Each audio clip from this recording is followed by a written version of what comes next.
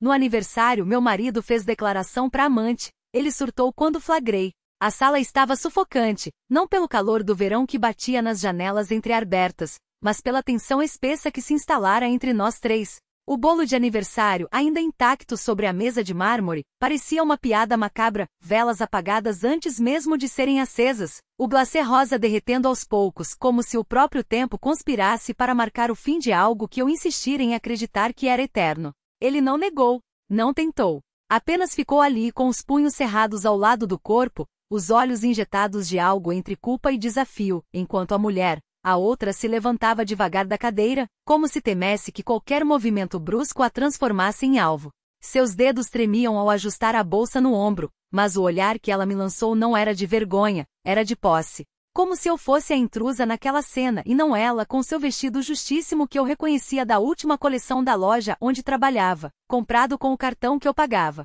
Você é doente, foi tudo que consegui dizer, a voz rouca, como se as palavras tivessem sido arrastadas de algum lugar profundo dentro de mim. 2 anos mentindo, e você escolhe hoje para fazer isso? No meu aniversário? Ele riu. Um som curto, seco, que soou mais como um engasgo. Você acha que foi só hoje? A voz dele estava diferente, grossa, como se ele tivesse engolido vidro. Você vive numa bolha, Carol. Acha que porque paga as contas, porque faz janta todo dia, porque aguenta minhas merdas em silêncio, isso te dá o direito de me julgar? Ela pelo menos me entende.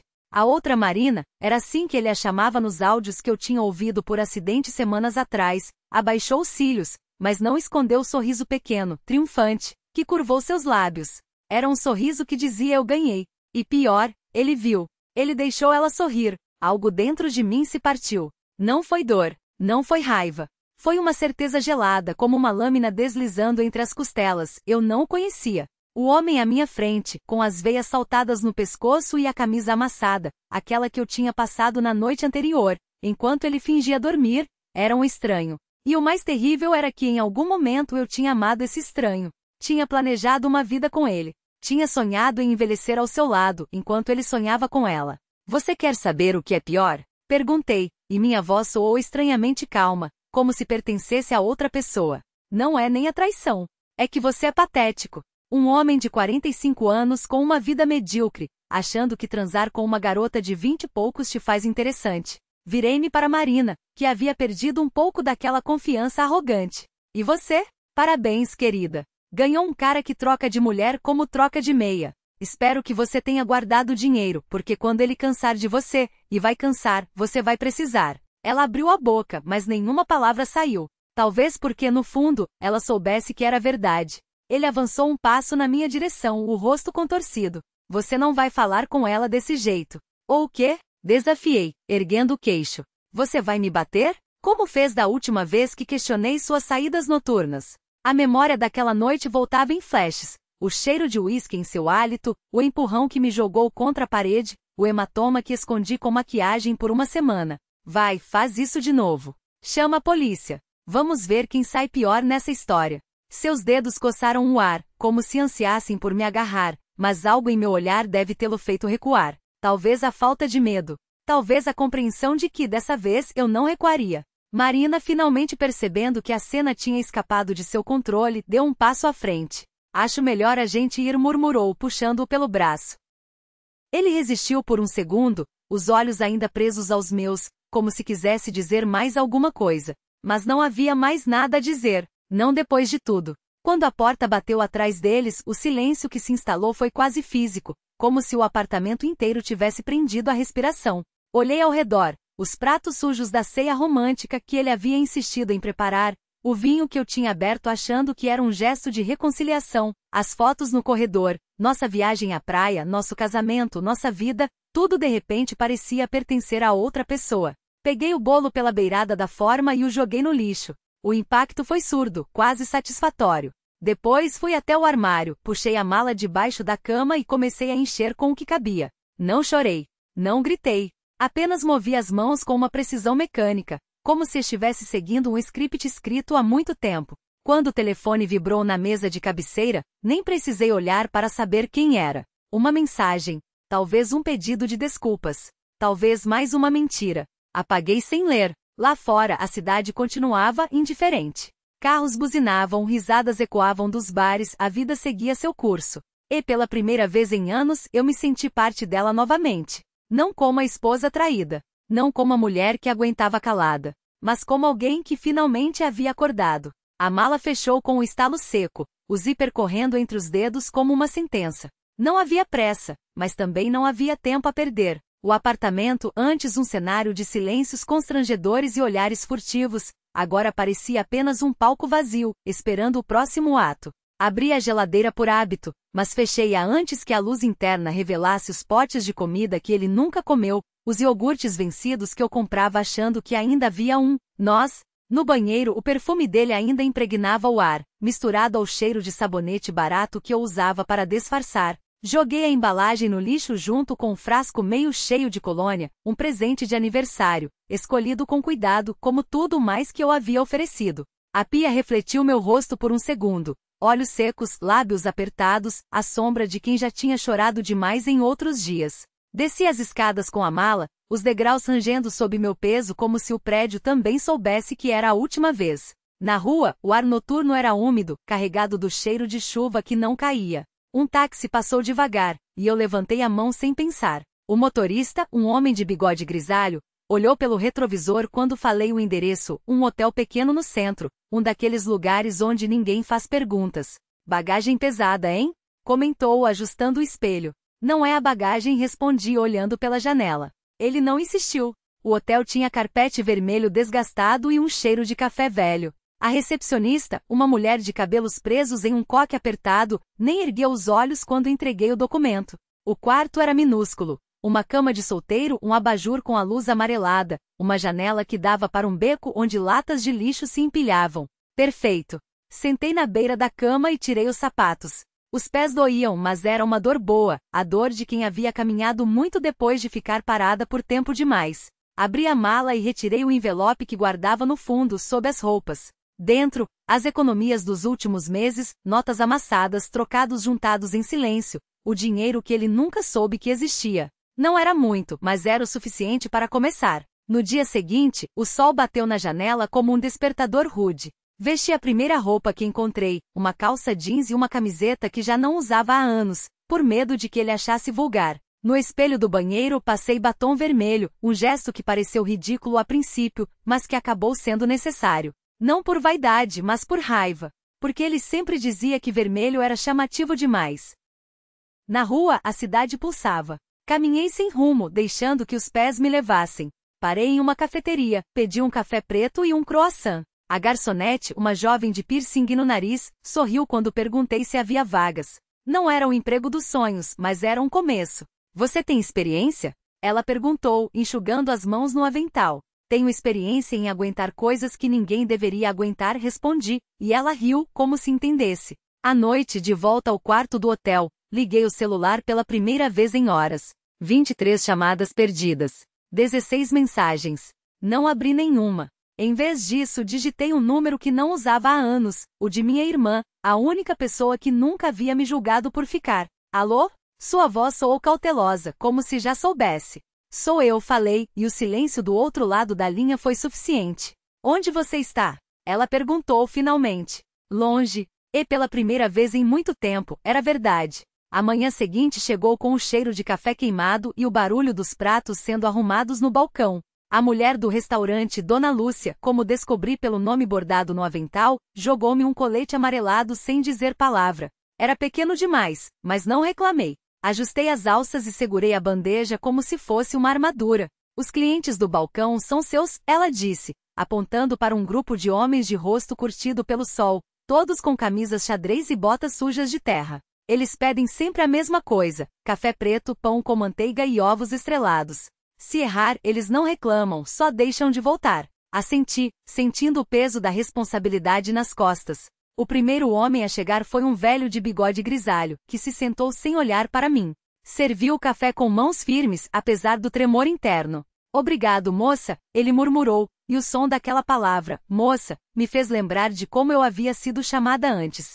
Antes de tudo. À tarde, quando o movimento diminuiu, Dona Lúcia me chamou para trás do balcão. Tirou um maço de cigarros amassado do bolso e ofereceu um. Não fumo, menti. Ela acendeu o dela com um isqueiro de plástico vermelho e soltou a fumaça pelo canto da boca. Você tem cara de quem está fugindo de algo. Todo mundo está fugindo de alguma coisa. Dona Lúcia riu, um som rouco e sem alegria. Verdade, mas você parece que está fugindo para alguma coisa também. Não respondi. Em vez disso, lavei as xícaras sujas na pia, observando pela janela a estrada poeirenta que levava não sei aonde. O celular vibrou no meu bolso, mas ignorei.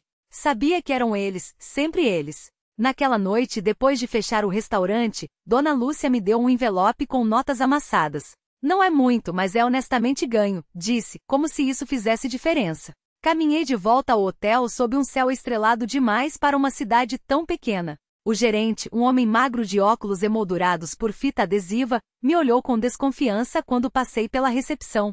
Mais uma noite? Perguntou, já estendendo a chave. Sim. No quarto, tirei as botas e deixei-as ao lado da porta, como se estivessem prontas para sair a qualquer momento. O colchão rangeu quando me deitei, e o teto tinha uma mancha de umidade em formato de mapa que eu não conseguia decifrar. Fechei os olhos e pela primeira vez em semanas não sonhei com o passado. De manhã, o restaurante estava mais cheio. Dona Lúcia me passou um pedaço de papel com uma lista de compras rabiscada à mão. Preciso de você no mercado às 10. E não demore, senão o João come tudo antes da gente chegar. O mercado era um galpão de madeira com cheiro de frutas maduras e peixe fresco. Cumpri a lista metodicamente. 2 quilos de arroz, 1 de feijão, meia dúzia de ovos, queijo, presunto, pão. Quando passei pelo corredor de bebidas, parei em frente às garrafas de cachaça barata. Minhas mãos coçaram. Respirei fundo e segui em frente.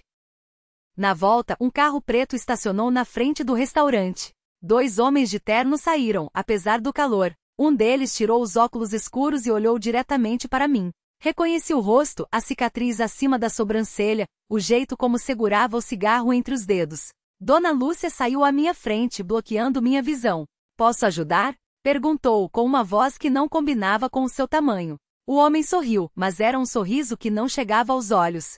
Só passando. Procurando alguém. Aqui não tem ninguém além de mim e da minha sobrinha. Ela mentiu, colocando a mão no meu ombro como se me reivindicasse. Os homens trocaram um olhar, depois entraram no carro e foram embora. Ficamos paradas na calçada até o barulho do motor se perder na distância. Você tem mais problemas do que aparenta, Dona Lúcia disse finalmente. Eu sei. Ela assobiou baixo, como se chamasse um cachorro teimoso. Então é melhor decidir se vai ficar ou se vai embora. Porque aqui a gente não escolhe os fantasmas que aparecem. A gente só escolhe se vai alimentá-los ou deixá-los morrer de fome. Naquela noite, enquanto lavava o último prato, percebi que o celular havia parado de vibrar. Não havia mais chamadas, nem mensagens. Só silêncio. E pela primeira vez, isso me assustou mais do que qualquer coisa. A casa de Dona Lúcia cheirava a erva doce e cera de abelha, um aroma espesso que grudava nas paredes como se quisesse esconder algo. Minha sobrinha já dormia no quarto dos fundos, enrolada em cobertores que cheiravam a naftalina, e eu ficava ali na cozinha com as mãos ainda úmidas da louça, ouvindo o vento bater nas janelas de madeira. O silêncio do celular era pior que as ameaças. Significava que eles tinham certeza de onde eu estava. Dona Lúcia apareceu na porta com uma xícara de chá na mão. Não perguntou nada, só deslizou o bule em minha direção. O líquido escuro e doce queimou minha garganta, mas me obriguei a engolir. Eles vão voltar, ela disse, como se lesse um presságio nas folhas do fundo da xícara.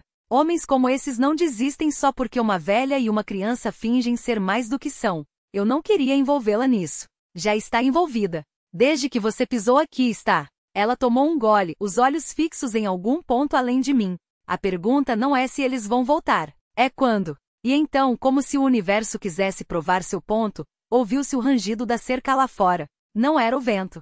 Era um passo pesado, deliberado, pisando nos galhos secos do jardim. Dona Lúcia não se mexeu. Só suspirou, como se já esperasse por aquilo.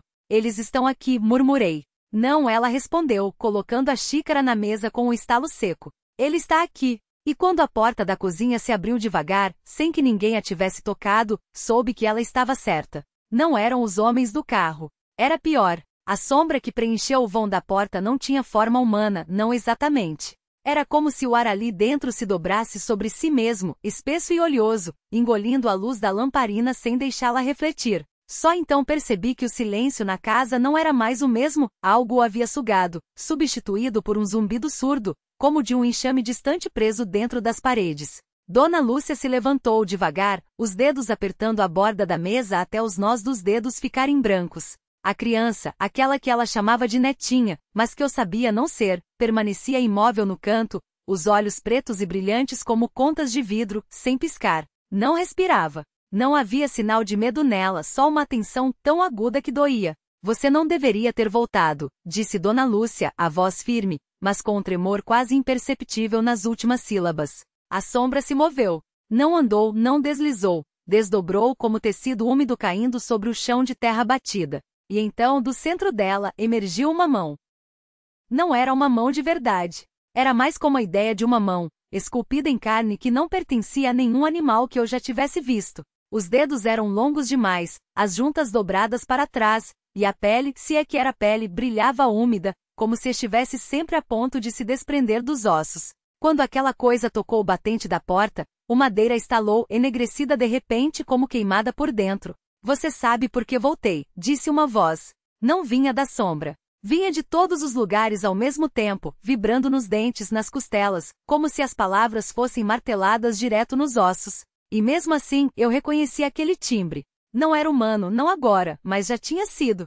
Já tinha sido dele. Você quebrou o acordo, continuou a voz. E agora ela está aqui. Os olhos da criança brilharam, como se alguém tivesse acendido uma chama por trás das pupilas. Dona Lúcia a segurou pelo ombro, puxando-a para trás, mas a menina não resistiu. Não precisava. Ela só sorriu, e naquele sorriso havia algo de muito velho, algo que não cabia naquele corpo pequeno. Eu não quebrei nada, disse Dona Lúcia. Você é que não cumpriu sua parte. A sombra tremeu como se risse. O ar na cozinha ficou mais denso, mais difícil de respirar. Senti o suor escorrendo pelas costas, não de calor, mas de algo pior, a certeza de que aquele lugar, aquele momento não era para mim. Que eu havia tropeçado em algo que já estava em movimento muito antes de eu nascer. Você escondeu ela de mim, disse a voz. E agora trouxe ele. O dedo, aquele dedo horrível, se esticou na minha direção. Não mexi. Não conseguia. Era como se o medo tivesse congelado minha medula, transformado meus músculos em pedra. Ele não é nada, murmurou Dona Lúcia. Só um homem perdido. Nada não entra aqui por acaso, a sombra sibilou. Nada sobrevive aqui por acaso. A criança deu um passo à frente. A mão de Dona Lúcia caiu, como se soubesse que não adiantava mais segurar. Os pés pequenos da menina não faziam barulho no chão, mas a terra sob eles pareceu estremecer, como se algo pesado estivesse se arrastando por baixo. Você não pode levá-la, disse Dona Lúcia, mas soou mais como uma oração do que como uma ordem. Não vou, respondeu a voz. Vou levar ele. E então a sombra se esticou como um braço se alongando na escuridão, e eu soube, com uma clareza gelada, que não havia saída. Que aquilo não era uma ameaça. Era um fato. A criança sorriu de novo. E o mundo apagou.